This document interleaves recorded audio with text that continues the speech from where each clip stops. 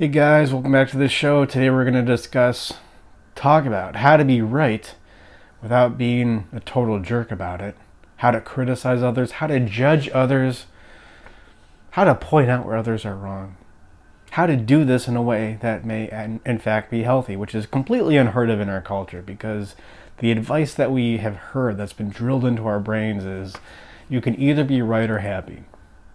Meaning, in a relationship, if you want to be happy, you can't be concerned with facts of reality or what reality is. Like relationships are these things completely outside the confines of objective reality. A tweet that I responded to earlier this week is, the need to be right will leave you friendless and stupid, thereby conflating the need to be right with being right. So if you are right and you tell somebody that you're right and that they're wrong about something, then they'll leave you. They'll leave you and you'll be dumb. And then of course somebody famous once says, "Judge not lest ye be judged." So the only reason you don't judge other people is because people may judge you. And you don't want people judging you, so you better not judge other people. I mean, this is all fear-based, fear-driven. I mean, this sounds nice, but ultimately what this is codependence. It's very much like when Roosevelt said, the only thing we have to fear is fear itself. That sounds nice, but okay, that's actually the implication of obsessive compulsive disorder. So maybe if you're stupid, if you have a low IQ, then maybe it's just better to judge not lest ye be judged. But I'd like to think if you're a viewer here, if you're a listener here, tend to be a little bit smarter than average. There's a better way of going about having relationships. And that is to be honest with people about what's going on and what you're thinking about whatever they just said. Otherwise, it's not a real relationship. It's just a pretense to a relationship. I mean, that's codependence, and that's the cultural stew that we're all swimming in. Whew. So, it's good to be honest. It's good to judge. It's good to criticize. It's good to let people know what you're thinking and feeling. However, you don't want to be a dick about it. You don't want to be a jerk about it. So how can you be honest? How can you be right about something and then do it in a right way? Do it in a way that really connects you with the person who you're talking with and not distancing. Not saying, oh, you're down there in immorality land and I'm up here in moral superiority land. How do you do it without that? Because that's just not true, right? You can be right about something and not be morally superior, believe it or not. I think this came up on Twitter. Yeah, I'm talking about this because this came up on Twitter this week with my mutuals, as they say. There was a couple, a man and a woman, husband and wife, and they decided not to have kids, and people were saying, oh, you do you. And maybe, is it right to say, if you really think that it's good for people to have kids who are able to have children, is it okay for you to say, no, I really think that you should have children? And people were going back and forth about this. So I think it's okay to criticize. It's okay to voice disagreement. I even think it's healthy, but you got to keep some things in mind. Let's keep these 3 things in mind, how to be right in the right way. The first thing is to look at your intention. If you have a disagreement with somebody, let's say you're in a dinner party, and somebody says something you disagree with. They said something wrong. Why would you bring up that you disagree with them? Something to look at is this a mask for your own self-hatred or your own self-criticism? I mean, that's one reason why people criticize others is it's a mask for their own criticism they have of themselves, and they don't want to look at that. They don't want to look at the critique they have of themselves, so they project that out onto somebody else. And they take a lot of their self-hatred, that venomous self-hatred, and they put it out on somebody else. And that we see that happen when we go, oh, criticizing is wrong or judging is wrong. But that's not true. It's just judging in that way, judging with all this psychological baggage attached to it. So that's something you need to look at. The other thing you need to look at is, are you trying to get validated by being right? A lot of especially smart guys, when they don't feel good enough, which is the implication of neurosis, is I don't feel good enough for this situation, this relationship, whatever, just on some level. So what smart guys will do, I'm talking about myself here, what smart guys will do is they will feel like they need to be smart enough, or they feel like they need to be smart and make good points to compensate for the fact that they don't really feel good enough. Another way of saying this is, are you trying to feel like a valid human? And your way to feel like a valid human is to judge others, as opposed to, are you trying to connect with them? The other thing you need to consider is, do you really want to help? The reason why you're voicing this judgment or criticism, is it truly for the sake of helping? Or do you just want people, again, just to see that you're smart? Now, I'm not even saying you need to help somebody, because that brings its own codependence issues. Like, you're not there to help people. You're there to communicate with people and be honest with people, because that's the only way you can form true, honest connections with other people. But are you really there to help? I would say the best motivation for this is really just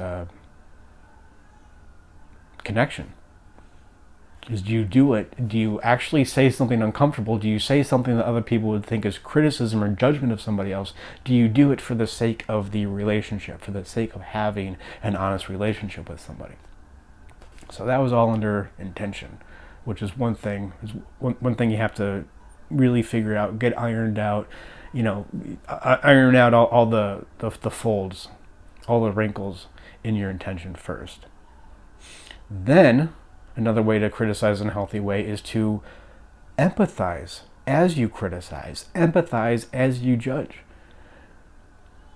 Especially if you feel the need to say something, then it's probably personal, which means you've probably dealt with that issue before. I know, what started this whole discussion is, do you criticize, do you judge somebody who doesn't want to have children even though they're capable of having children?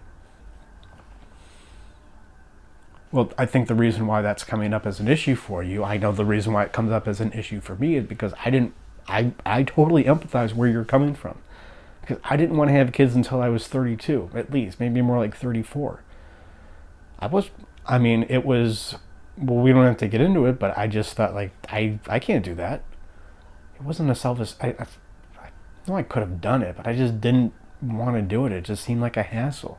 I wasn't looking at it from the right perspective. And I think when people usually don't want to have children, when they are otherwise physically able to, when they find somebody who they will have children with, the reason they don't want to have children is because they have implications in the back of their mind from a less than healthy childhood that makes having children seem like more of a burden than it is. And they have not even identified what these premises of relationships are, let alone disabuse themselves of these premises. And so this kind of just adds to this mixture of just this feeling, this kind of blah, grayish brown feeling of I just don't want to have children. So when you communicate that, do you do it from this place of empathy? Like, yeah, I understand where you're coming from.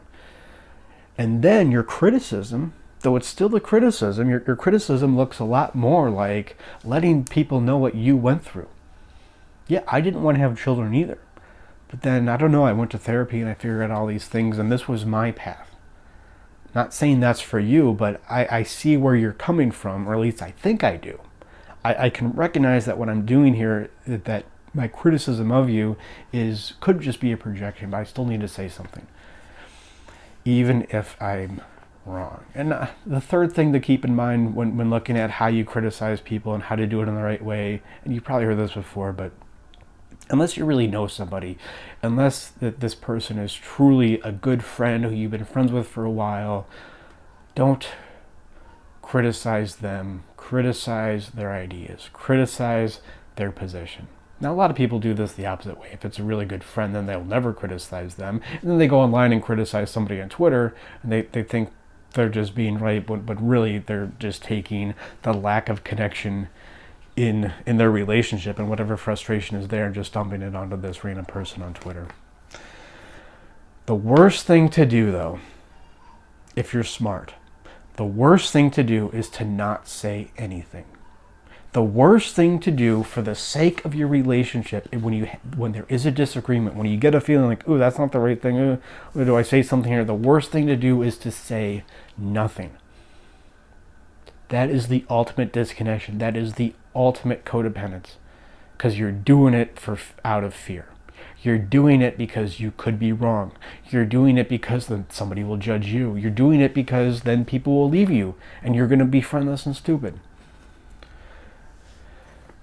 Now, if you're just going to go through life and not care about understanding your emotional issues and why you do the things you do, then maybe you just got to go at a dinner party. You got to just say, judge not, and just have that premise in your mind. But if you want to be smart about this, if you really want to understand where you're coming from and what your issues are, and you're interested in going to therapy and getting the nuance of your emotional literacy figured out, it's incredibly freeing, because let's say it's in the context of a dinner party and somebody's saying they don't want to have children, and people are saying, hey, you do you. The couple with 3 kids goes, oh boy, I wish I would have thought of that. We did it to ourselves. My wife's pregnant again. Right? In that context, it's incredibly freeing when you know your issues, your psychological issues, you're able to understand them better than anybody else there will. So you can be honest. You can be more authentic. You can be more transparent, is a healthy word. Men say men are transparent, women are vulnerable. Whatever, right? Choose whatever. It's like doll versus action figure. You choose what word you want to make it seem less wussy than it really is. Because it's only through there can you really, develop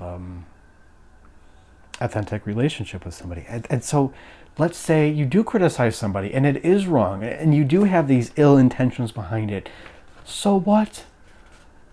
There's this thing called apologies. You can always go back and apologize. And if the other person is somewhat healthy, any reasonable amount of psychological health, if there's somebody who you would even want to have in your life, a little bit, then they're going to accept your apology, and it's going to lead to a healthier relationship. It's going to lead to a real relationship, and one where you're not like we say in group, like playing chess and, oh, I have this feeling, do I really need to say it? And that's really what this is ultimately about, is a shift needs to happen.